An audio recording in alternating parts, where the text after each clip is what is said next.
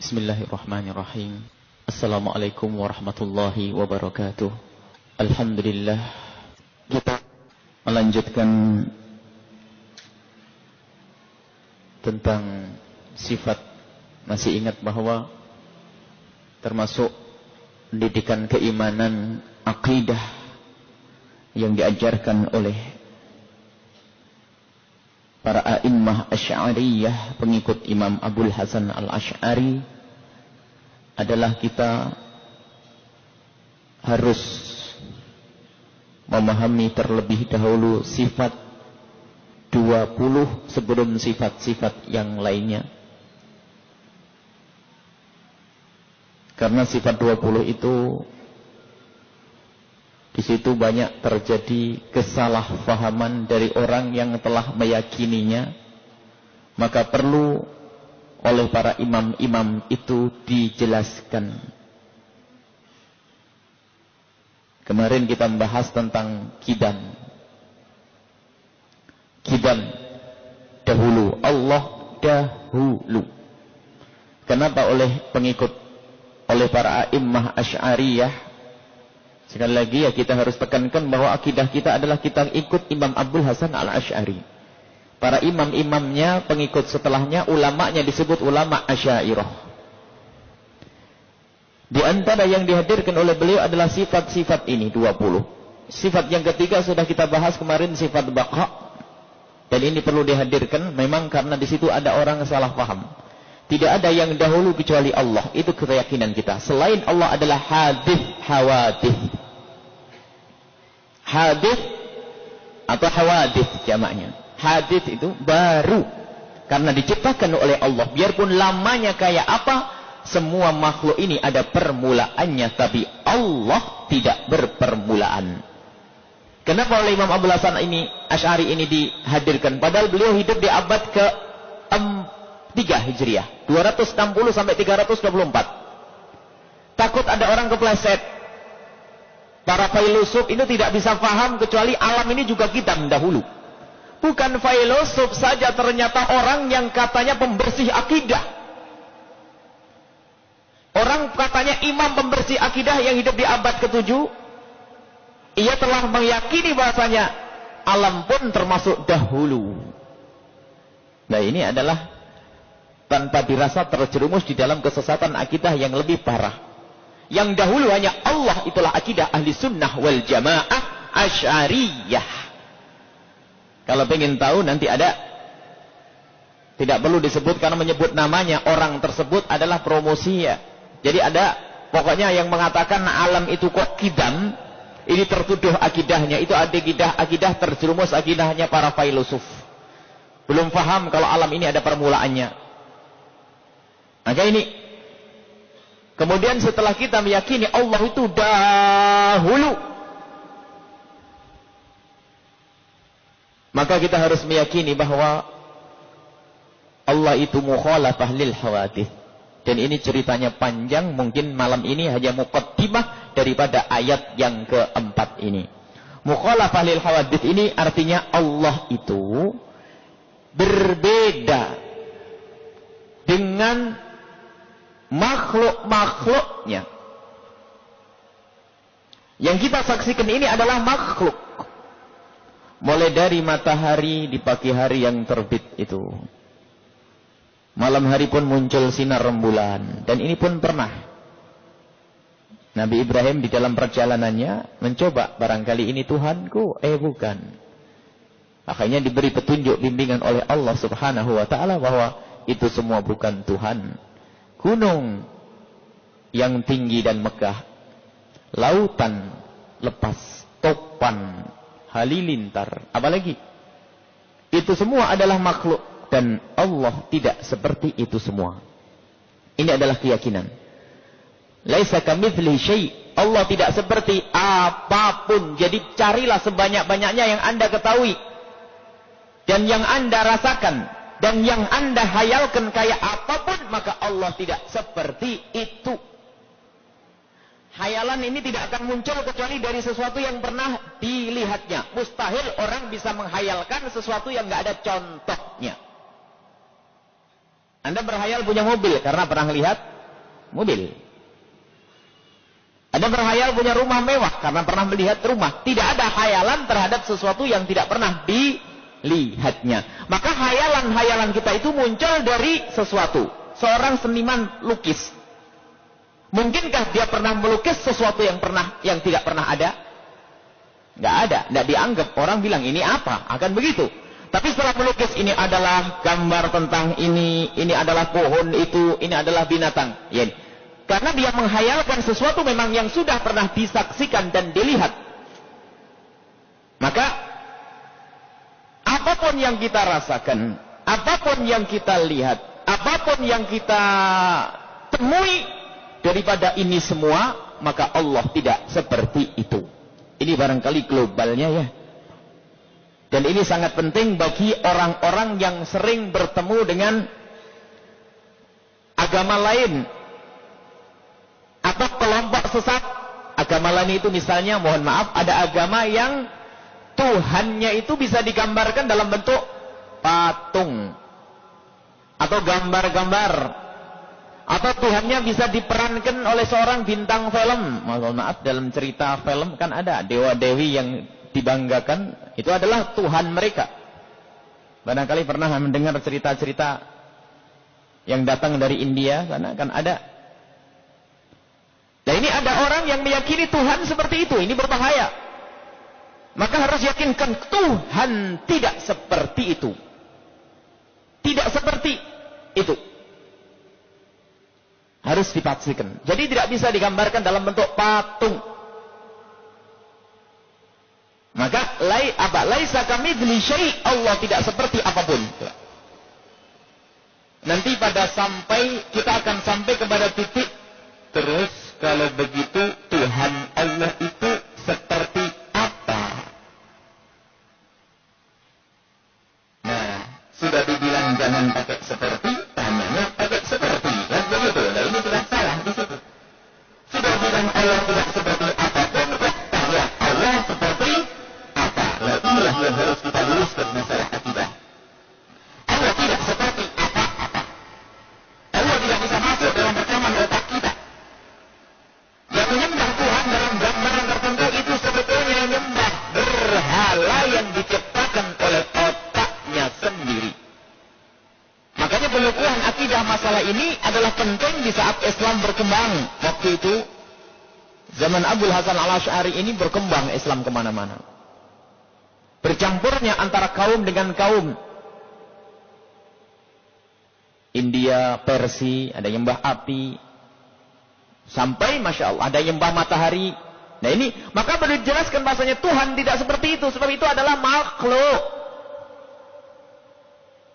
Lalu Tuhan kayak apa? Nah itu kalau orang sudah bingung seperti apa kok saya tidak bisa nemukan. Itu iman.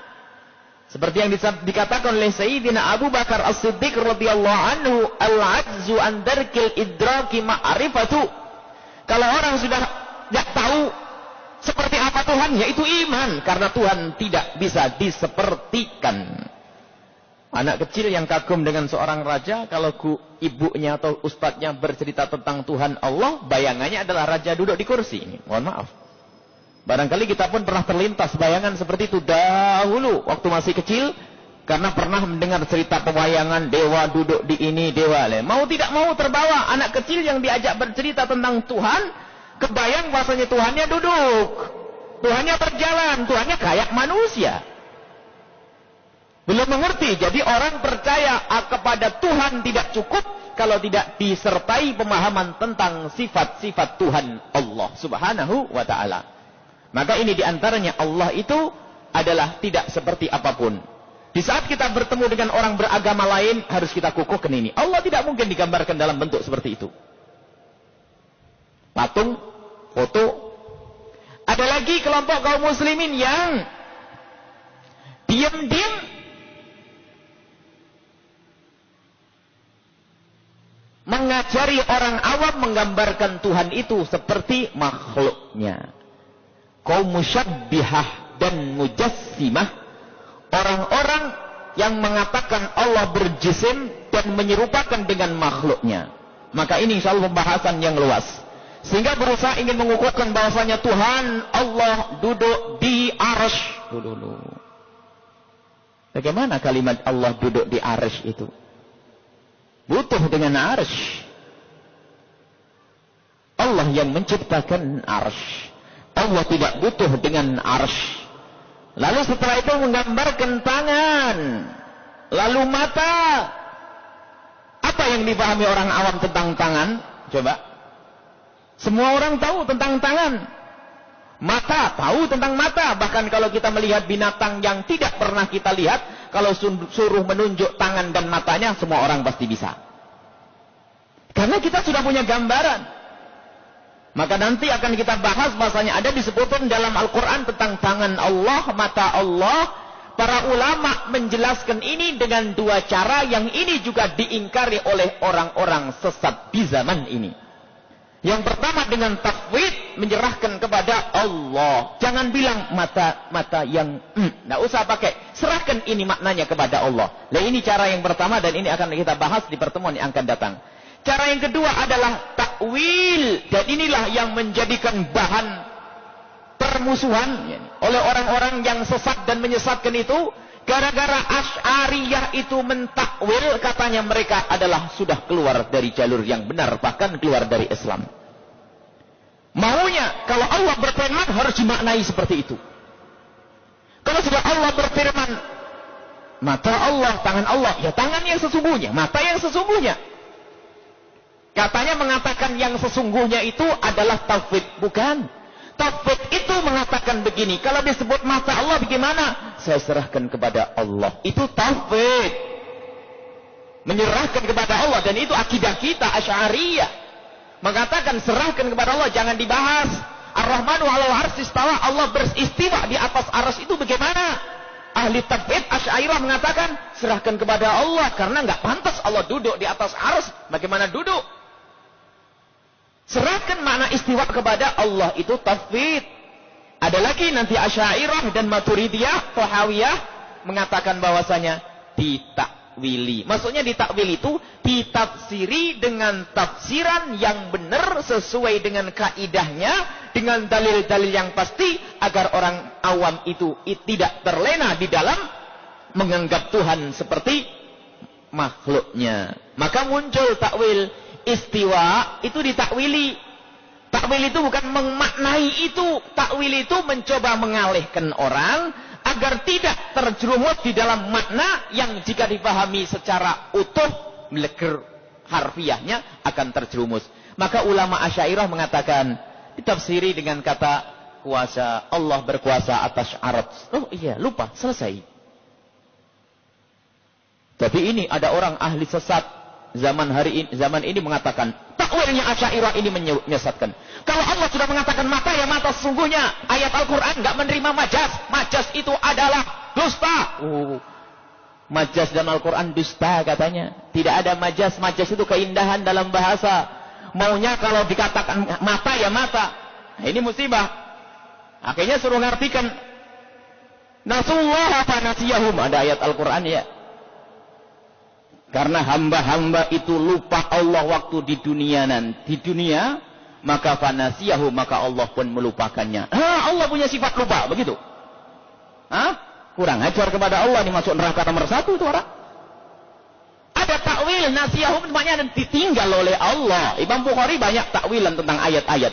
Jadi takwil itu ada. Jadi kalau mendengar buku selebaran yang mengatakan takwil itu adalah nggak benar, langsung dirobak itu. Karena dia adalah ahli fitnah. Tapi takwil yang genah berdasarkan ulama, bukan takwil seperti orang liberal itu, nakwili ayat semaunya sendiri, itu juga salah. Ada orang terlalu bebas dalam mentakwili. Takwil itu sesuai dengan dalil yang pasti. Misalnya Allah kuasa, jelas innallaha ala kulli syai'in qadir. Allah berkuasa atas segala sesuatu, dan arsy termasuk makhluk Allah, enggak salah. Tapi kalau sudah ditafsir dengan akalnya sendiri tidak benar. Ulama Asy'ariyah menakwili ayat-ayat yang menunjukkan atau yang disebut dengan ayat-ayat sifat dengan dalil yang pasti. Jadi manhajnya Asy'ariyah ada dua ya. Yang satu tafwid, serahkan kepada Allah. Akan pusing kita, tangan. Tidak nyambung kita, jangan bicara tentang tangan. Kalau tangan nanti masuk kayak menyerupakan. Serahkan kepada Allah. Katanya ahli tafwid, orang mengatakan Ar-Rahmanu 'alal 'arsy istawa. Allah di atas arsy itu duduk. Siapa mengatakan istawa itu adalah duduk? Ada bahasa sendiri istawa, tidak harus duduk. Sampai membodohkan ulama Asy'ariyah, dan saya punya bukunya kalau ada yang pengen tahu ini bukunya ini siapa. Saya punya cetakan, ini bagus buku ini, dan ini adalah muqarrar dibaca di universitas-universitas mereka. Menjelekkan, membodohkan kita bagaimana? Itu ulama Asy'ariyah ahli ta'til itu dengan takwilnya sesat. Memahami Allah duduk di atas arsy saja kok tidak bisa. Ini saya punya bukunya ini. Para asatid yang pengen tahu ngintip bukunya dijamin nanti bakal bingung dengan omongannya ini. Katanya apa? Memahami Allah duduk di atas arsy saja kok tidak bisa. Apakah enggak ngerti kalau arsy itu makhluk besar, makhluk Allah terbesar? Jadi bumi, bintang gemintang, planet dan semuanya, matahari, kemudian ada ini adalah makhluk Allah ini semua. Nanti paling gede ini adalah arsy. Coba kita gambarkan kayak bola begitu ya. Bumi seisinya dan semuanya. Nanti paling gede adalah arsy. Dan arsy ini di atasnya arsy lagi ada namanya makan al-adami. Lah inilah yang paling saya pusing ini. Makan adami. Makan itu tempat, adami itu enggak ada. Makan adami. Panjenengan sebelum lahir namanya Adam enggak ada. Makan adami. Jadi setelah bulatan itu yang namanya arsy namanya makan adami. Ini orang enggak ngerti Adam. Apa katanya? Allah Subhanahu wa taala berada di tempat makan namanya adami itu loh. Allah di tempat yang tidak ada. Lah ini kan bingungnya setengah mati ini orang. Makan di tempat yang tidak ada, makan adami. Ya ini loh takwil sesat, ya takwilmu itu bukan takwilnya Asy'ariyah. Lah ini kan takwil mengatakan arsy paling gede makan adami. Allah itu wujud kok berada di dalam Adam, itu kan aneh. Allah itu wujud lawannya apa? Adam, bertentangan. Nggak mungkin Allah yang wujud berada di dalam Adam. Itu dusta paling gede. Nggak sadar. Bukunya dibaca di universitasnya. Saya punya. Bisa dikopi nanti bagian ini. Nah ini. Pernah kita tanyakan salah satu guru mereka. Ya Syekh ada. Al-muhim, yang penting. Wah, kalau sudah yang penting dah habis. Bahasa Arabnya istilahnya jamal wa intor. Tahu jamal wa intor? Onta biarpun terbang. Ini ceritanya dari kejauhan kelihatan kayak onta. Lalu bertanya, itu burung atau onta? Katanya si dia ini, orang yang pengku, kepala batu ini, itu onta. Bukan, itu burung. Katanya onta. Burung. Katanya orang kepala batu tetap onta. Ayo didekati yuk. Didekati, digusah terbang. Biarpun terbang, yang penting tetap onta. Ya itu orang. Sudah dikasih tahu masih saja ngengkel. Ini kitabmu, al-muhim yang penting. Mohon maaf, saya punya bukunya ini. Dan rupanya buku ini dikukuhkan dalam buku-buku yang lain. Subhanallah. Jadi ini takwil sesat, takwil fasid, takwil sesat. Menafsiri ya seperti itu. Allah berada di makan adami. Ada Al-Quran dalilnya? Nggak ada. Tapi kalau ada ahli sunnah wal jamaah Asy'ariyah mengatakan Allah, inna Allah ala kulli syai'in qadir. Ar-Rahmanu ala al-arsy istawa. Allah berkuasa atas arsy. Siapa bisa menyalahkan? Allah tidak berkuasa atas arsy? Tidak bisa, karena innallaha ala kulli syai'in qadir. Ini adalah secuplik, karena ini ada selebaran yang dibagi-bagi di Cirebon, mohon maaf. Ini kemarin ada beberapa waktu yang lalu ada Romo Yai Syarif juga menyebutkan selebaran tentang itu, sudah agak lama. Kemudian kemarin juga melihat rupanya ada orang yang mencoba mengukuhkan Allah duduk di atas arsy, Allah di atas langit. Ini musibah. Ketahuilah Allah yang menciptakan arsy dan langit. Allah tidak butuh arsy dan langit. Allah tidak butuh mana-mana. Dan juga tidak benar yang mengatakan Allah ada di mana-mana. Itu enggak benar. Allah ada, enggak butuh mana-mana. Selesai. Ini adalah masalah mukhalafah lil hawadits. InsyaAllah nanti kita sebutkan takwilnya ulama-ulama terdahulu, termasuk Imam Bukhari rahimahullahu ta'ala. Termasuk takwil-takwil Sayyidina Abdullah ibn Abbas. Jadi nanti akan kita sebutkan contoh-contoh bahwa takwil itu dibenarkan asalkan ada kaidah-kaidahnya, bukan seperti orang liberalisme zaman ini yang ngaco syariat Nabi Muhammad, semua takwil semaunya, tafsir semaunya. Ini adalah juga yang sesat dan menyesatkan. Selesai sampai di sini muqaddimah tentang mukhalafah lil hawadits. Allah tidak seperti apa-apa. Itu sudah selesai. Kalau orang tuh gimana ya? itu sudah iman. Ini kalau sudah nggak tahu itu iman, karena Allah tidak boleh diliput oleh akal kita. Tidak ada yang tahu hakikatnya kecuali Allah, tapi kita kenal Allah dengan mengenali sifat-sifatnya. Allah ada. Baik, kita akan melanjutkan kepada hikmahnya Ibn Athaillah As-Sakandari. Baik, karena waktu ya. Baik. Hikmah yang ketiga, Imam Ibn Athaillah As-Sakandari menyebutkan hikmah ketiga adalah sawabiqul himami la takhriku aswaral akbari. Sawabiqul himami la takhriku aswaral akbari. Semangat yang tinggi tidak akan mampu menembus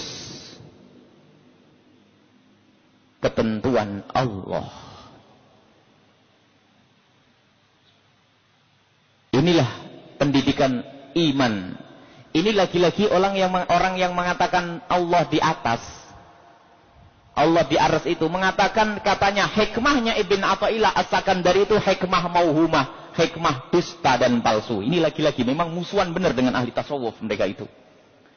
Sampai dituliskan hati-hati dengan hikmah mauhumahnya Ibn Athaillah As-Sakandari, hikmah palsu. Duh, dahsyat ini Ibn Athaillah As-Sakandari adalah orang hebat. Beliau adalah muridnya seorang sufi, Abil Hasan Asyadili. Nah ini, beliau mengatakan sawabiqul himami la takhriku aswaral akbari. Himmah, semangat yang luar biasa tidak akan bisa menembus, melewati yang namanya ketentuan Allah. Ini ada dua, himmah, ketentuan. Ini ada rentetannya dengan pelajaran yang lalu ya. Orang ada dua makom. Satu makom tajrid.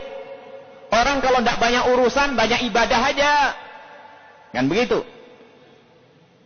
Tapi kalau punya urusan anak dan istri, jangan ibadah terus. Anak istri cari nafkah.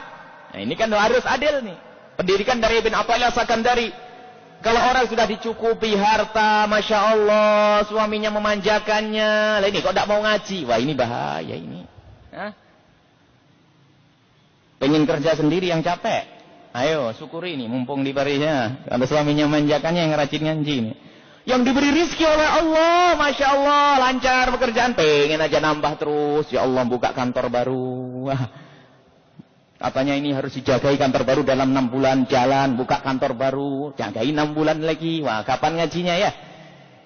Ada orang itu kalau memang sudah dicukupi oleh Allah urusan dunianya, segera seharusnya dia menoleh kepada urusan akhiratnya. Ada lagi orang yang oleh Allah ditempatkan di makom musbah, kemarin disebutkan. Dia banyak kewajiban, punya anak, istri, anaknya 4. Lah kok hanya di masjid saja sambil berdoa, ya Allah berikan saya rizki yang banyak. Ini melanggar Allah. Melanggar hukum Allah. Sebab hukum Allah itu ada dua. Hukum atau undang-undang Allah, nizam Allah, hukum undang-undang Allah ada dua. Undang-undang yang dalam bentuk hukum yang harus kita patuhi dalam amaliyah kita. Yang satu undang-undang Allah dalam hukum sebab akibat. Ini juga undang-undang Allah. Kalau pengen kenyang bagaimana caranya? Harus makan. Ini kalau ada orang baru hebat bener tawakalnya ya. Kalau ada orang di Cirebon tawakalnya, kalau kenyang langsung ke masjid, ya Allah berikan saya kenyang ya Allah. Ada enggak kira-kira? Hebat bener nih kalau ada ya. Ya itu sebetulnya urusan yang lainnya enggak beda dengan urusan perut, harus ada usaha. Maka kalau memang dia mau nikah, orang kalau nikah siap memberi nafkah. Kalau punya anak, awas. Lah kembali aman-aman, saya malas kerja dan sebagainya, jangan nikah, jangan punya anak. Hidup sendiri di hutan aman. Nah ini. Makanya kalau indah Islam itu ya, tidak boleh orang hanya mementingkan ibadah, dakwah dan sebagainya. Saya ini Allah bersama Allah. Jadi kalau pengen menghibur istrinya cukup ke kamar langsung dikunci istrinya di luar. Ya Allah berikan kebahagiaanku kebahagiaan kepada istriku. Omong kosong. Hibur, beri senyum, goda, cumbui dan sebagainya. Goda anak-anak diajak main. Ini adalah ajaran Nabi Muhammad SAW.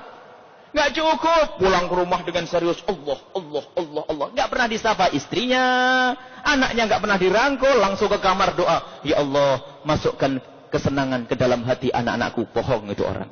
Namanya itu disebutkan kemarin sebagai syahwah al-khafiyah. Ini adalah ada hawa nafsu yang tersembunyi. Alasannya ibadah, padahal dia ditunggangi oleh hawa nafsunya. Nah, ada hubungannya dengan ini. Setelah orang punya ngerti bahasanya ada di antara kita, bahkan kebanyakan kita itu makom asbab, ada tanggung jawab. Cari rezeki. Belajar ilmu ekonomi. Banyak orang sakit, belajar ilmu kedokteran. Iya, apalagi? Nah, itu himmah namanya. Semangat kerjamu setinggi apapun, ingat, di sana ada benteng, namanya ketentuan Allah. Jatahmu sudah pas. Ada orang banting tulang mulai kecil sampai tua masih melarat. Ada enggak? Enggak kurang-kurang itu. Ada baru kerja 2 bulan, Masya Allah banjir duit. Ada. Itu jatah. Artinya, kerja keras kayak apapun, ada batas. Ini sebetulnya, Ibn Athaillah As-Sakandari bukan mematahkan semangat. Kalau begitu kamu jangan kerja, percuma. Kan takdir sudah beres. Nah, bukan begitu. Maksudnya, terus kamu bekerja, tapi ingat ada batas. Di saat kamu menemukan kegagalan, ketahuilah. Kamu harus ridho, itu ketentuan Allah. Maka ini ada hubungannya dengan bab qada qadar. Harus usaha. Kita kembali kepada bab qada qadar ya. Ada namanya qada qadar, termasuk iman yang ke-6 adalah rukun iman yang ke-6 adalah antu'mina bil qada'i wal qadari khairihi wa syarrihi. Beriman dengan qada dan qadar. Apa itu qada dan apa itu qadar? Lalu apa hubungannya dengan takdir dan apa hubungannya dengan perilaku kita? Qada itu artinya pengetahuan Allah, ilmu Allah fil azali, ilmu Allah dari dulu dan dulu tentang apa yang terjadi ya. Ilmu Allah tentang apa yang terjadi fil mustaqbal. Jadi yang akan terjadi itu Allah tahu, itu namanya qada.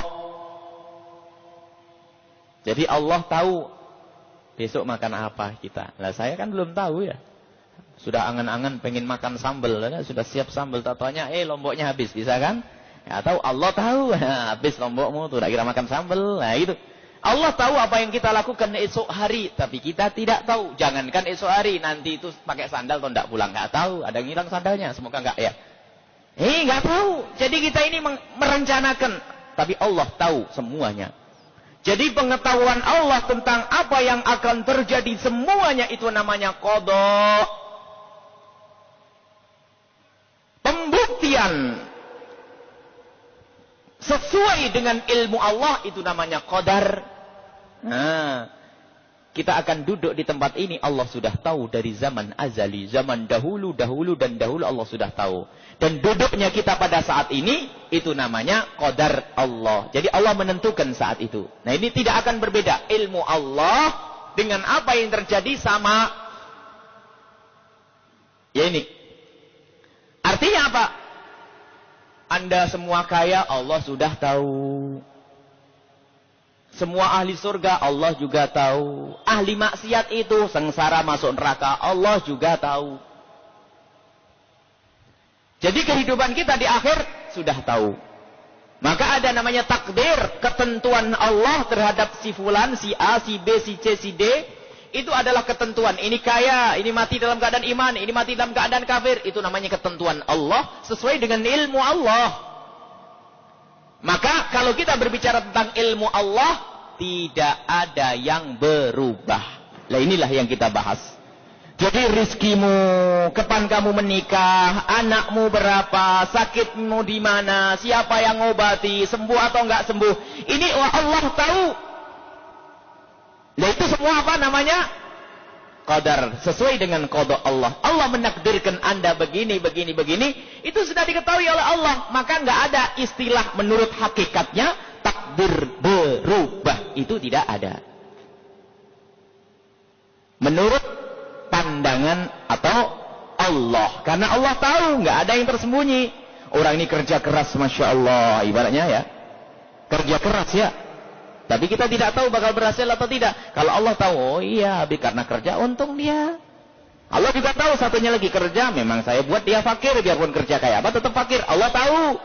Tapi kita tidak tahu. Nah, babnya kita itu, himmah itu dipisah dengan qadar. Agar himmah muncul, jangan bersandarkan kepada ketentuan Allah. Kalau saya memang ditakdirkan kaya, kan kaya. Nggak mau kerja. Katakan kepada orang itu, siapa yang bilang ente kaya? Nggak ada. Makanya nggak ada, nggak tahu ente. Jadi ketentuan Allah ku nggak ada yang tahu ya. Nggak tahu kalau kita bakal kaya, anak berapa, nggak tahu. Maka dari itu, Allah membekali kita namanya akal. Akal ini untuk memilih. Wahadainahun najdain. Ada dua jalan. Jalan ke surga, jalan ke neraka. Maka kita ini saat ini diberi oleh Allah otak, kita gunakan otak kita. Tapi ingat, kita sekedar menggunakan, tapi ingat, kita menggunakan otak kita dan tenaga kita untuk sampai surga. Tapi ingat, usaha kayak apapun nggak akan kita bisa merubah takdir itu. Tapi usaha tetap. Doa tidak akan bisa merubah. Riwayat dalam hadis ya, la yaruddu qada illa doa, tidak akan merubah qada kecuali doa.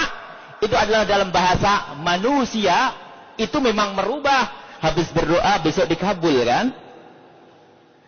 Itu menurut Allah sudah tahu. Allah tahu orang ini bakal doa, maka setelah itu saya kabul. Satu lagi doa tidak dikabul, Allah tahu. Maka harus kita pisah antara yang namanya qada ilmu Allah, tahu apa yang akan terjadi, dan takdir Allah, kemudian usaha kita. Usaha kita tetap kita harus usaha. Allah memberikan kepada kita akal. Maka akan menjadi dungu kalau orang itu bersandarkan kepada takdir. Karena apa? Sok tahu tentang takdir. Ngapain nggak kerja? Kalau memang saya takdirin kaya, kan kaya. Nah, ini kan sok tahu kayak Tuhan saja dia. Tapi kalau menggunakan akalnya, teman saya bekerja, maka dia berhasil, maka saya harus niru dia.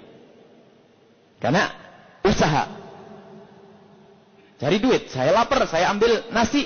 Maka inilah yang harus kita jalani. Maka harus ada himmah kita untuk menjalani hidup ini. Pengen surga, sholat. Coba kalau dihantam dengan takdir, biarpun saya sholat banyak, kalau memang ahli neraka kan masuk neraka ya. Ya goblok bener, pengen masuk neraka, ini namanya. Akhirnya nggak sholat kan? Oh ya udah, ahli neraka. Jadi kita jangan seperti Tuhan, sok kayak Tuhan. Akan tapi gunakan akal kita. Himmah muncul, tapi ingat, sebesar apapun usahamu dengan akal dan tenagamu, maka ketahuilah tidak akan melewati batas takdir. Tapi harus usaha, himmah harus. Sawabikul himmah, himmah yang kuat harus kita hadirkan. Bekerja keras, ibadah yang kuat, terus bangun malam, puasa. Kenapa?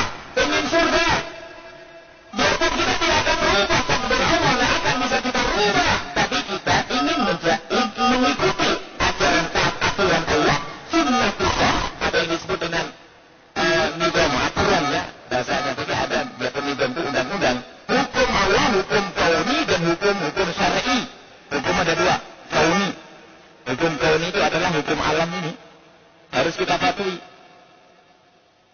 Kalau tidak patuhi ya kita yang rugi. Coba ada api menyala, lalu Anda berjalan di atasnya. Kalau memang takdirnya tidak membakar saya ya, tidak akan kebakar, angus di orang mati. Karena Allah sudah punya hukum bahasanya api ini bakar. Bukan karena api itu yang membakar dari zatnya, tapi Allah sudah membuat seperti itu. Nah ini, makanya kita kedinginan, kita pakai jaket. Itu sudah hukum alam. Kalau ada pisau, kita gerakkan ke daging, menyembelihnya. Itu adalah hukum. Pisau mematahkannya. Bukan pisaunya, tapi Allah sudah membuat hukum semacam itu. Kita harus patuh dengan hukum Allah ini. Kalau nggak patuh, lihat, tidak akan kita sampai kepada tujuan. Dan Allah memberikan kepada kita akal ya. Akal kita diberikan oleh Allah. Allah memberikan kepada kita akal, kita gunakan akal kita untuk menjalani hidup ini.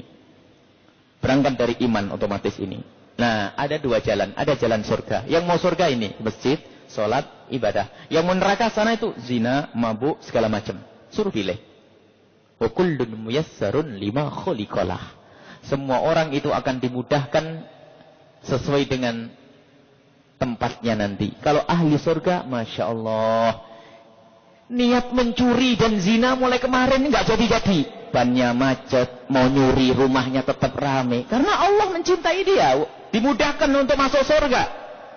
Ada lagi yang masuk surga susahnya, sudah kaya raya, sehat, seger buger, zina, mabuk, nggak pernah kena penyakit. Karena Allah pengen masukkan ke neraka. Jadi ada di sini, kita harus usaha. Wa kullun muyassarun lima khuliqah. Tapi ketahuilah, setelah kita menapakkan kaki di jalan usaha untuk cari ridha Allah, maka Allah akan memudahkan untuk yang Allah kehendaki. Ahli surga, surga. Dan jangan kita melawan ketentuan Allah dengan bahasa, atau jangan kita memilih jalan salah dengan berhujah takdir. Nggak mau. Kalau memang saya ahli surga, biarpun saya zina mabuk kan masuk surga. Ini termasuk paling bahayanya cara berakidah ini. Bisa kita gambarkan dalam urusan ini sederhana para ibu ya. Dulu pernah kita hadirkan di tempat ini, kalau ada hadiah jamaah ini ada 10 orang ya, dapat hadiah duit ya. Tidak banyak, 1 juta, besok pagi diambil ya, sampai jam 9 jangan sampai tidak diambil ya. Hadiahnya di mana? Di Masjid Weru. Ya. Di Masjid Weru. 10 orang dapat hadiah. Kira-kira berangkatnya kemana? Ke Masjid Weru ya? Iya, ke Masjid Weru coba. Ini orang normal, sehat sudah. Betul ibu, berapa hadiah? Kurang banyak ya, 10 juta sudah, ayo biar rajin. 10 juta, 10 orang dipilih, dapat diundi dapat 10 juta, 10 juta, 10 juta. Duitnya di Masjid Weru. Kira-kira kalau keluar dari masjid ini ke kiri atau ke kanan? Ke kanan ya? Akalnya digunakan. Ya itu benar. Coba kalau ada yang belok kiri, apa kata jamaah? Gila ya. Masa duitnya dipleret, beloknya ke kiri, mau kemana? Saya mau ke Tegal aja. Loh, demo kan di Weru. Kalau memang takdir saya nyampe di sana kan nyampe. Orang gila itu. Nah, yang belok kanan itu dengan himmah. Tapi ingat, himmahmu kayak apa, nggak akan kamu bisa melampaui takdir. Tapi harus kamu tempuh itu. Tatanya apa? Di perempatan sana tabrakan jeder. Masuk rumah sakit pelabuhan. Yo, nggak jadi kepleret ya. Ya, himmahnya kayak apa? Lihat, nggak akan melampaui karena Allah sudah menentukan dia nggak dapat duit, hangus duitnya, masuk rumah sakit nggak bisa ngambil sendiri. Ya, jadi himmah lah nih berjalan. Harus sesuai dengan himmah ini benar, kalau tidak bodoh orang ini. Harus ikuti jalan yang normal. Sampai di sana tabrakan. Tapi kan nggak tahu kalau mau tabrakan ya. Kalau tahu tabrakan berangkat nggak kira-kira? Nggak tahu, makanya tabrakannya pun nggak tahu, makanya dia berangkat. Lah inilah. Jadi jalannya ini sudah ditentukan oleh Allah. Angan-angan kita ngambil duit, tapi Allah tidak menginginkan itu. Maka ditabrakkan lalu balik lagi ke rumah sakit pelabuhan, malah ke sana. Yang belok ke kiri, di lampu merah itu, nggak jauh sini. Mau kemana kok jalan sini? Mau ke Tegal. Terus ngambil duit di Weru. Kok ke sana? Repot banget, naik mobil aja sama saya yuk. Naik mobil selancar sampai Weru ngambil duit lah.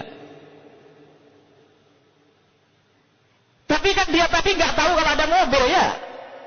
Kalau tahu mah mau, nggak ada yang tahu. Siapa yang tahu? Ini permasalahannya kita sok tahu itu loh. Nanti ada mobil bawa saya. Lah ini sok tahu. Namanya kalau orang sok tahu tentang takdir terjerumus. Jangan sok tahu. Kalau memang saya ahli surga, biarpun saya kayak apa masuk surga. Nggak ada itu. Berusahalah kita. Maka gunakan akal sehat kita.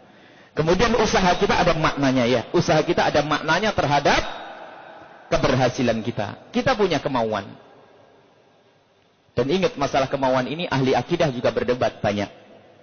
Kemauan kita itu tidak mungkin ada kecuali sesuai dengan kemauan Allah.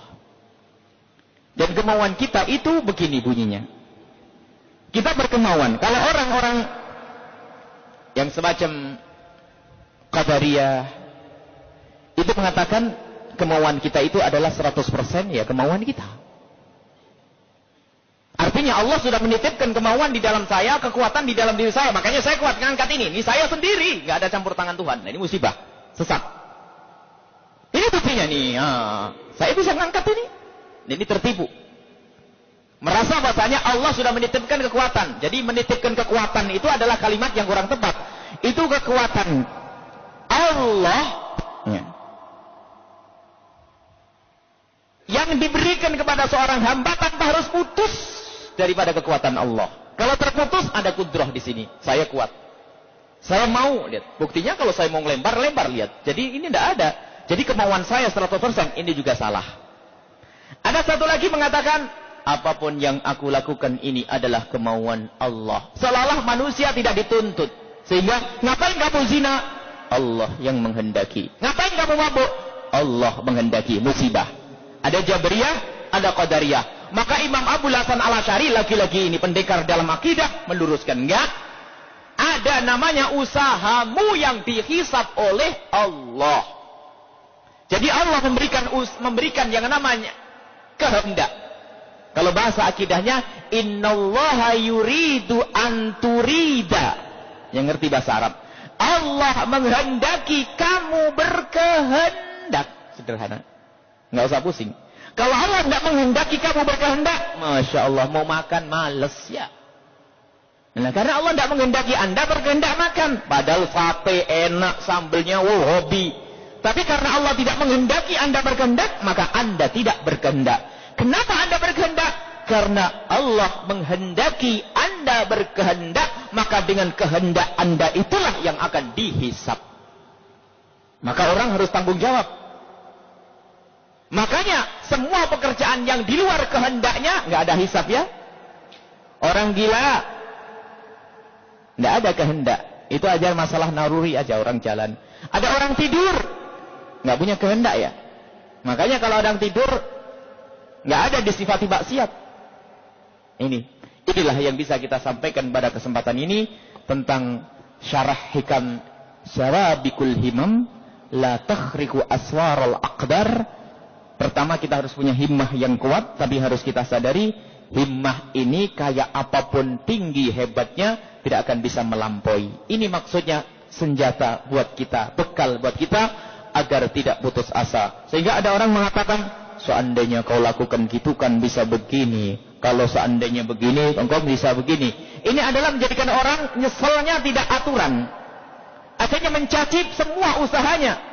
Padahal disebut oleh Rasulullah, jangan pakai lau fa'alta kadza lakana kadza. Kalau kamu lakukan begitu, coba kamu begitu kan bisa begini. Coba begini, coba begitu. Itu enggak ada benar. Fa inna lau taftah amal syaitan dalam hadis Nabi, karena lau seandainya kau begitu, itu adalah membuka pintu setan. Inilah yang bisa kita hadirkan tentang syarah hikam Ibn Athaillah As-Sakandari, dan besok kita melanjutkan pertemuan yang akan datang. Tanggal berapa ya? Nanti kita akan berbicara juga mengulang sejarahnya Sayyidina Husain radhiyallahu anhu nanti insyaallah tanggal 10 Muharram ya. Menjelang 10 Muharram kita juga akan mencoba mengkaji sejarah ahli bait Rasulullah sallallahu alaihi wasallam, karena biasanya di saat-saat itu ada muncul akidah-akidah ya yang mencoba mengagungkan ahli bait Nabi Muhammad tapi dengan cara yang salah tanpa disadari mereka menghinakan. Maka kewajiban kita untuk mengembalikan pemahaman tentang ahli bait Rasulullah sallallahu alaihi wasallam yang wajib kita cintai dengan cara yang benar, manhaj akidah ahli sunnah wal jamaah asy'ariyah. Kenapa perlu kita hadirkan?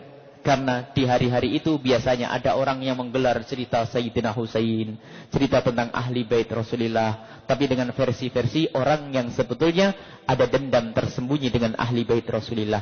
Dihinakan Sayyidina Husain digambar, Rasulullah digambar, kemudian cerita-cerita Sayyidina Ali direndahkan ya. Sayyidina Ali orang yang sangat luar biasa pemberani, dijadikan pemaaf orang yang penakut. Sayyidina Husain yang luar biasa gagah seperti itu ternyata dijadikan pengecut. Ini adalah cerita-cerita yang menyesatkan dari orang-orang yang mengaku mencintai ahli bait Rasulullah. Maka kita ahli sunnah wal jamaah akan bercerita nanti tentang ahli bait Rasulullah, wabil khusus Sayyidina Husain, dan mungkin kita tambah dengan Sayyidina Hasan, yang keduanya adalah kedua cucu tercinta Rasulullah sallallahu alaihi wasallam, yang kemudian dari keduanya inilah Rasulullah diberi oleh Allah keturunan sampai akhir zaman hingga munculnya Imam Mahdi nanti. Beliau adalah juga keturunan daripada Rasulullah, dari Sayyidina Hasan radhiyallahu anhu. Jadi inilah insyaallah nanti ada, bisa ditunggu waktunya nanti, dan ini penting karena ini termasuk bagian akidah. Karena termasuk akidah adalah hubbu Rasulillah, mencintai Rasulullah, dan cinta kepada Rasulullah tidak sah kecuali mencintai orang yang dicintai oleh Rasulullah. Di antaranya siapa? Sahabat Nabi. Kemudian Sayyidina Husain dan keturunannya. Husain minni wa ana min Husain. Man abba Husaina, man ahabba Husainan faqad ahabbani. Yang cinta Husain mencintaiku. Yang cinta sahabatku ya juga sama yang dicintai oleh Rasulullah, maka kita pun harus mencintai, dan itu nanti insyaallah kita hadirkan pada silsilah yang akan datang. Mohon maaf kepada hadirin hadirat kalau sudah pendidikan akidah itu kadang-kadang kurang nyaman ya. Kadang-kadang kita perlu sentuhan hati, bagaimana baik dengan suami, dengan saudara, dengan anak, dengan tetangga. Itu adalah akhlak. Kalau akhlak itu manis, selalu manis. Tapi kalau sudah bicara akidah sama fikih, panas, sumpek ya. Tapi sabarlah. Untuk menjaga keimanan kita harus sabar. Ini saja. Wallahu a'lam bissawab. Terima kasih, jazakumullahu khairan katsiran. Ada satu pertanyaan Buya langsung dari saudara ya, teman kita menanyakan tentang ayat berbunyi Allahu nurus samawati wal ardh, dan selanjutnya nuru kamisykatin bihal misbah. Seperti itu Buya. Itu ada mungkin mempelajari dari terjemah, kadang menyesatkan akidah-akidah yang memahami dari terjemah. Bagaimana pemahaman dari Buya sendiri? Kami mohon penjelasan. Terima kasih. Selanjutnya kami mau silakan pada yang mau bertanya langsung.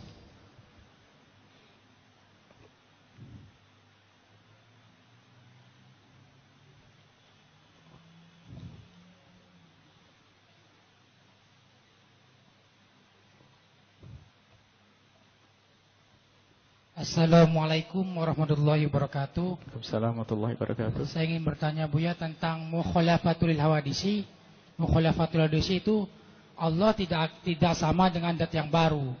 Dengan misalnya Allah itu duduk di atas arsy.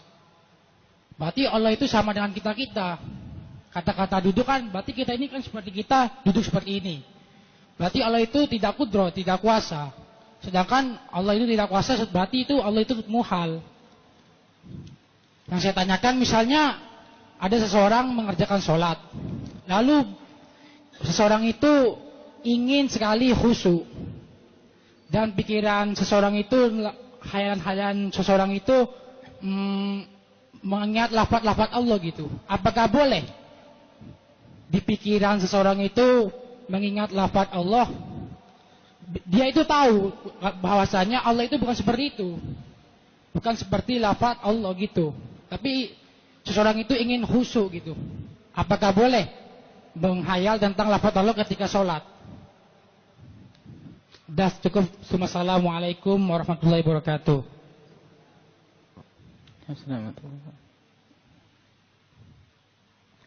Dari ibu-ibu atau bapak?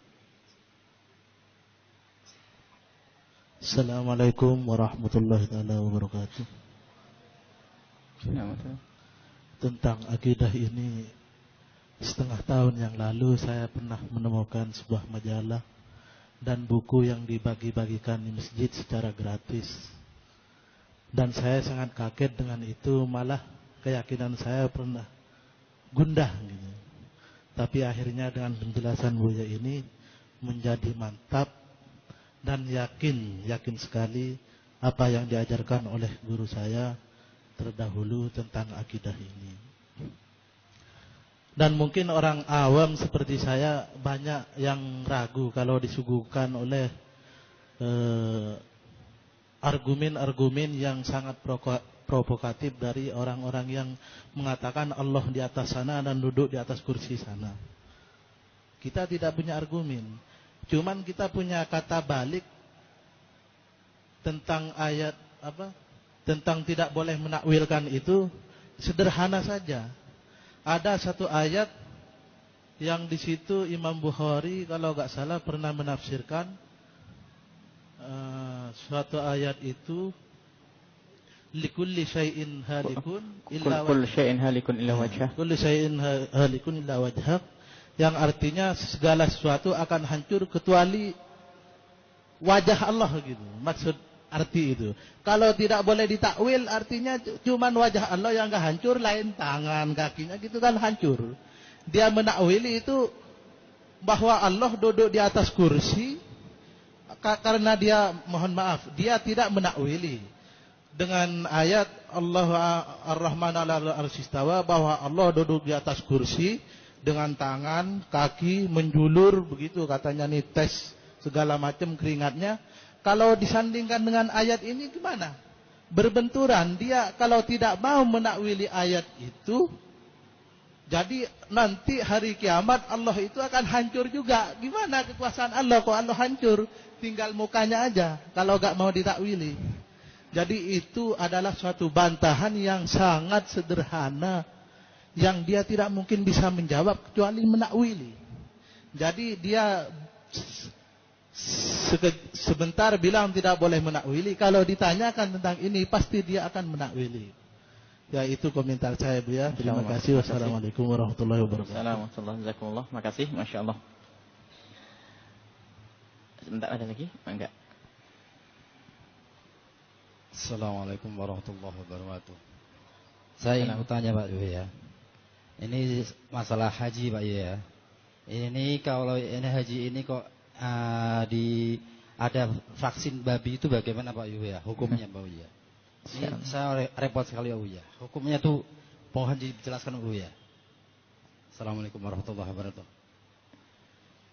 Bismillahirrahmanirrahim. Allahu nurus samawati wal ardi. Kalau kita buka ahli tafsir lebih tahu tentang bahasa daripada kita. Tidak diterjemahkan Allah cahaya. Akan tetapi yang memberi cahaya. Nah, ini kan juga pemberian makna. Artinya bukan cahaya berarti Allah. Allah itu cahaya. Nah, ini adalah suatu kesesatan juga di dalam akidah.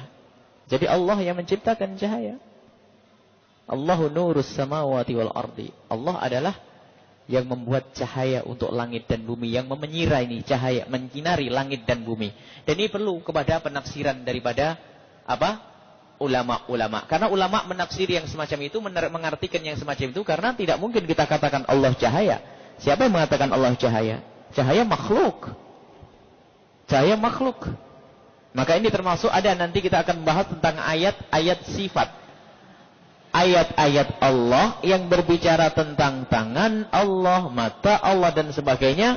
Bagaimana ulama menjelaskan tentang itu semua agar kita tidak terjerumus. Dan ini ada hubungannya dengan yang disampaikan oleh Pak Haji Mustafa tadi, bahwa lah itulah mereka itu orang-orang sesat di akhir zaman yang di Cirebon juga ada. Itu pengen mengatakan punya tangan, mata dan sebagainya ya. Nah ini sehingga perlu duduk di atas kursi, yang kursinya di atas ars. Nah ini kan Pak kubu ya. Nah ini musibah nanti ini. Karena mau tidak mau harus ada bayangan semacam itu. Karena ada riwayat dan ini barangkali yang pengen tahu. Kakinya menjulur. Kakinya menjulur jadi. Di atas dengan sandal yang terbuat dari apa? Zabarjud atau apa dari permata begitu. Masya Allah, duduk di atas ars. Ini kan khayalan tentang dewa-dewi waktu melihat itu mungkin habis melihat Ramayana dan Baratayuda. Sehingga harus bayangkan seperti itu. Tuhan Allah tidak seperti itu. Itu kesesatan akidah. Makanya kalau dihadapkan dengan ayat Al-Quran kullu syai'in halikun ila wajhah, setelah mengatakan Allah bertangan, Allah bermata, lah ini Al-Quran berbunyi. Nanti pada akhir zaman itu semua akan hancur kecuali wajah Allah, ya kan? Ini kan perlu ditakwili. Makanya Imam Bukhari sendiri menjelaskan dzatuhu, zat Allah, bukan wajah tapi zat Allah. Lah ini perlu. Tapi mereka mengingkari, itu bukan takwil. Oh ya udah, namanya itu onta biarpun terbang. Nah itu onta biarpun terbang, katanya itu. Mereka membantah. Waktu ditunjukkan Bukhari, Ibnu Abbas menakwili, jawabnya apa? Itu bukan takwil. Itu bukan takwil. Terus takwil itu bagaimana? Ya itulah onta biarpun terbang. Lah itulah kaidah mereka, susah nanti. Semua ayat-ayat nanti insyaallah besok pertemuan yang akan datang akan kita hadirkan takwilan ulama-ulama dari mulai sahabat Nabi sampai di dalam kitab-kitab Sahih Bukhari, termasuk takwilnya Imam Ahmad bin Hanbal tentang Hajar Aswad Aminullah. Hajar Aswad itu adalah tangan kanan Allah, dengan itulah Allah menjabat. Masya Allah, tangan Allah hitam begitu. Perlu menakwili. Seorang hamba itu baina asabi'ir rahman. Seorang hamba itu di antara jari jemarinya Tuhan. Ya Allah, kita di kiri kanan jari Tuhan ya. Lah, begitu. Perlu ditakwili, wajib. Makanya ulama kayak Imam Ahmad bin Hambal menakwili. Jadi takwili kadang-kadang harus. Nah ini termasuk akidah yang terpenting. Jadi akidah ulama zaman dahulu itu adalah memerangi Mu'tazilah kan. Tapi akidah zaman ini bagian ini. Makanya mengajar akidah mukhalafah lil hawadits jangan disamakan dengan wujud kitab baqa. Harus lebih panjang porsinya.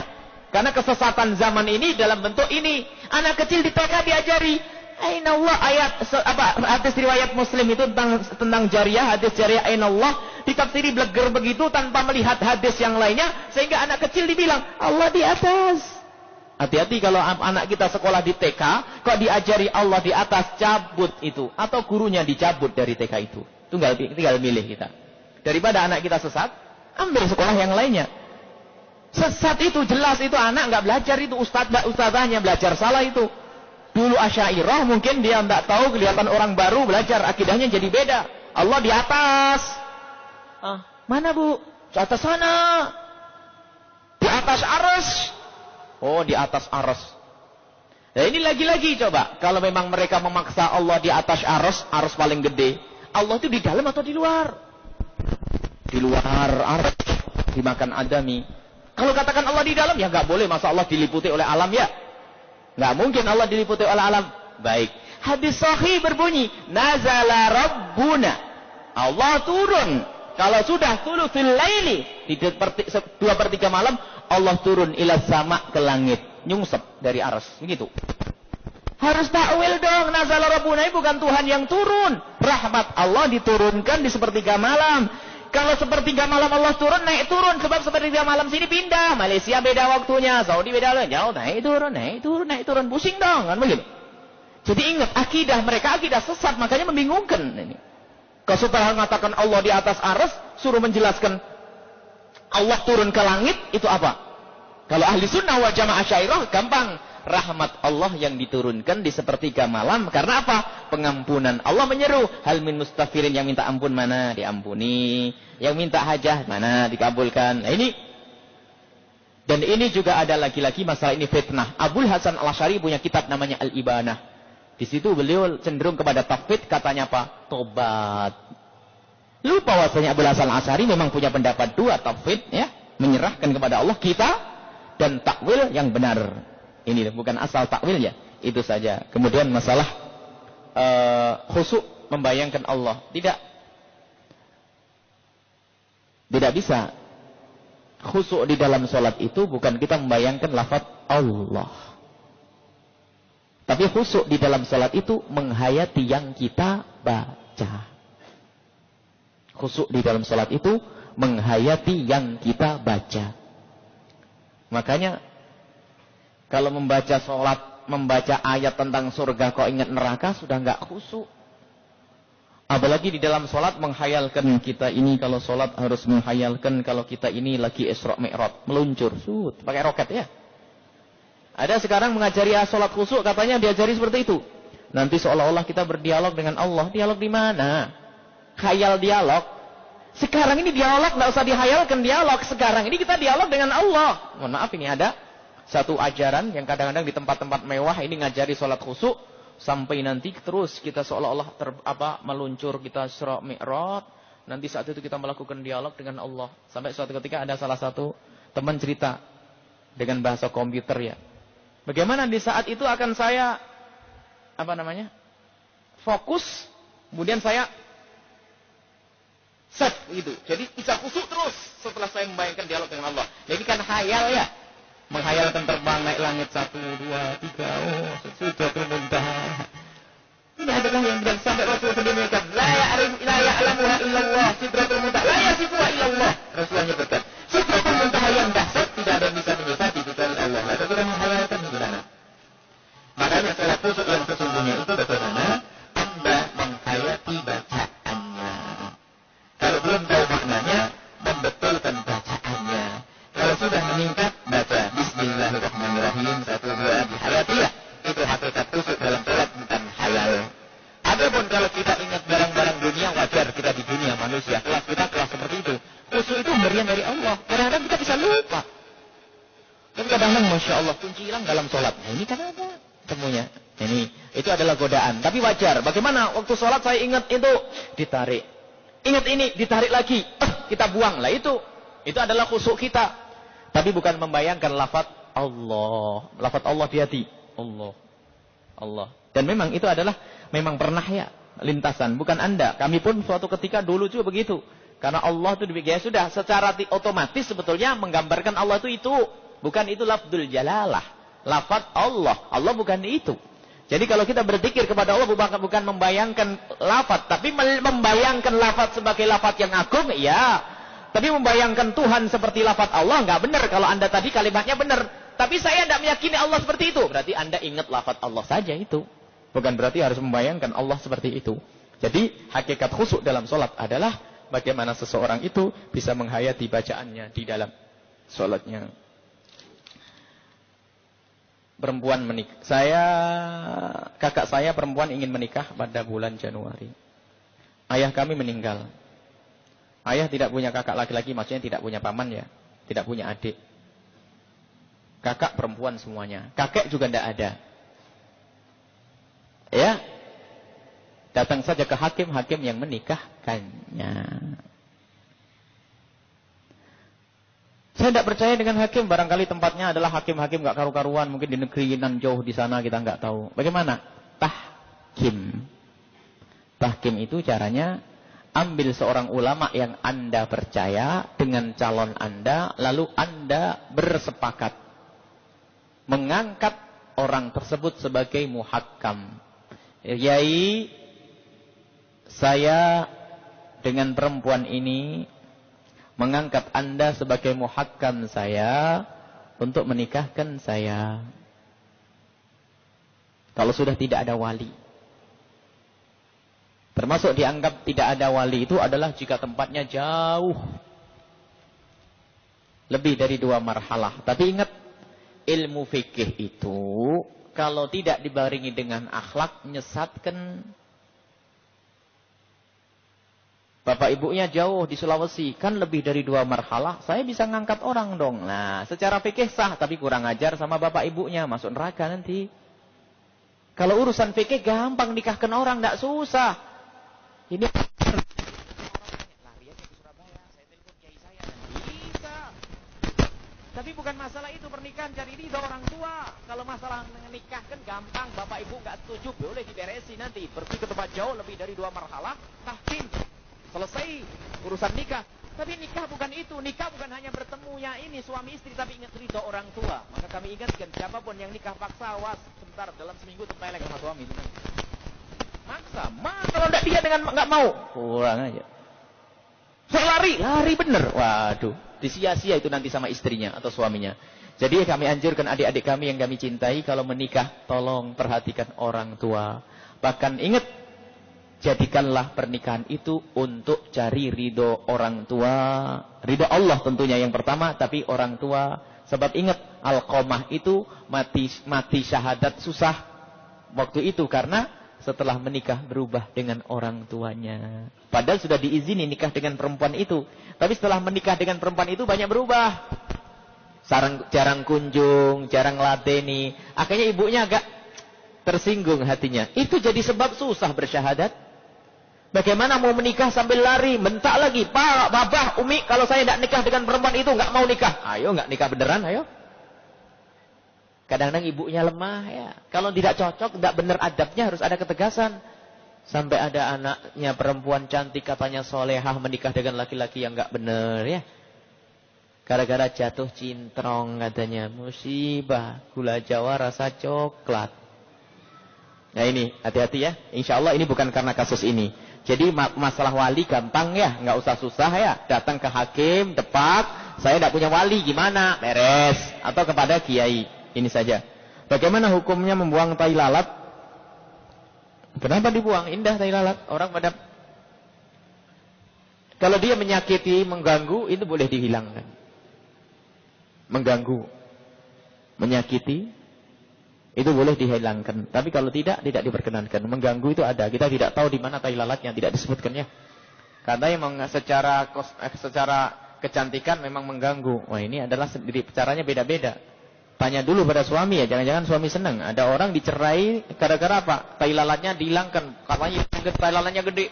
Rupanya suaminya yang pergi ke Singapura itu bilang, saya paling senang dengan tai lalatmu. Karena kamu hilangkan, saya cerai kamu. Kan bisa gitu nanti. Jadi, jangan menganggap itu aib. Tanyakan kepada suamimu. Nggak ada istilahnya jelek. Sudah nggak usah pusing-pusing bayar, buang duit lagi. Kalau suami sudah sayang, apa boleh? Apa yang harus direpotkan? Kita tidak tahu tai lalatnya di mana. Termasuk merubah ciptaan Allah adalah membuang tai lalat yang tidak mengganggu. Mengganggu ini ya. Termasuk diantaranya, ya mohon maaflah, semua orang bisa bersalah. Tapi tolong, kalau kita bersalah itu ada insaf, lalu perlahan-lahan. Mohon maaf, kami ada salah.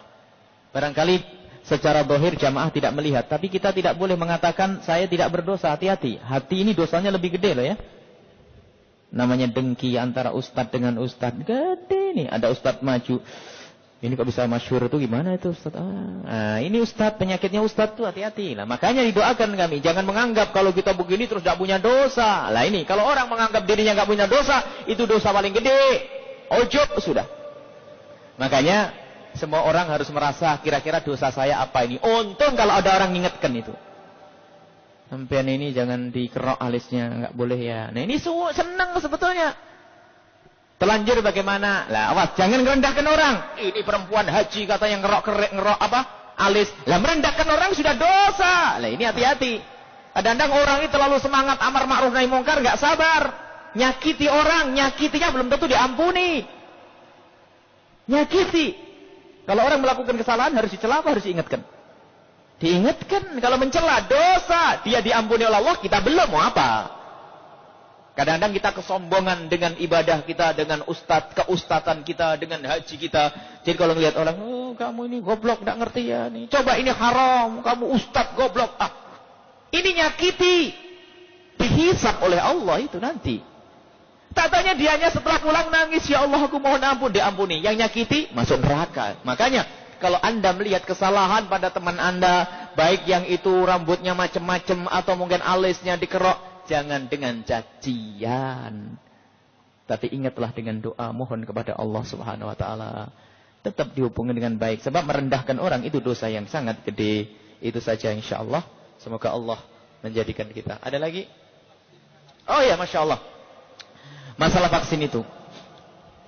Sebetulnya itu sederhana jawabannya. Negara bisa jawab dengan gampang. Apakah tidak ada alternatif? Ada atau tidak jawabnya? Apa enggak ada lagi vaksin yang diambil dari selain babi untuk itu semua? Malaysia mengatakan bisa. Loh kenapa Indonesia enggak bisa? Kalau masih bisa, haram menggunakannya. Kalau sudah enggak ada lagi, ya lain cerita. Namanya enggak ada. Sementara menurut medis ini bahaya tentang apa namanya radang otak dan sebagainya. Kalau memang tidak ada, maka itu adalah termasuk kesalahan. Tapi ingat, kesalahan kalau memang sudah tidak ada, itu juga kesalahan, istighfar kepada Allah. Tapi lebih bahaya lagi gunjing orang, buka aurat, ya nyuri itu lebih gede dosanya. Orang kadang-kadang membahas sekurang-kurangnya ya. Kalau masalah haram, haram iya. Jangan sampai kita awas itu haram. Makan riba ternyata dia. Kan gak enak ini jadinya ya. Jadi ada dosa yang lebih gede. Kalau urusan itu disederhanakan, kalau memang masih ada haram. Tapi gimana saya nggak bisa haji? Saya harus. Waduh, ya gimana? Istighfar yang banyak. Makanya jadi pejabat ini susah juga. Takutnya dosanya orang segini banyak dia yang nanggung. Masya Allah. Enak jadi pedagang aja ya. Nggak usah jadi pejabat ya. Pejabat punya kewajiban untuk menyelesaikan ini semua. Kalau pengen masuk surga tolong dipikirkan. Biar nggak pada bingung itu haram hukumnya. Kalau berapa? 200.000 orang di Indonesia naik haji melakukan haram, siapa yang nanggung? Kita nggak bisa berbuat apa-apa. Ulama hanya ngomong sana sini koar-koar. Kadang itu pun masih dimusuhi. Kadang-kadang ini ulama sempit otaknya. Maunya halal semuanya. Ya, itu adalah haram. Tapi kita harus menggunakan nggak jalan lain. Apa Apa boleh buat? Ya minta istighfar kepada Allah. Karena itu bukan tergolong. Kan Anda tidak menikmati ya. Bukan termasuk dosa yang gede begitu. Kecuali Anda menikmati, saya kecanduan seminggu sekali saya pengen vaksin. Nah musibah ini. Jadi ini adalah termasuk dosa kecil ya. Tapi dosa haram, jangan dirubah. Kalau jadi banyak, coba ini kecil saya tanggung. Saya pejabat kecil. Jadi gede masuk neraka nanti.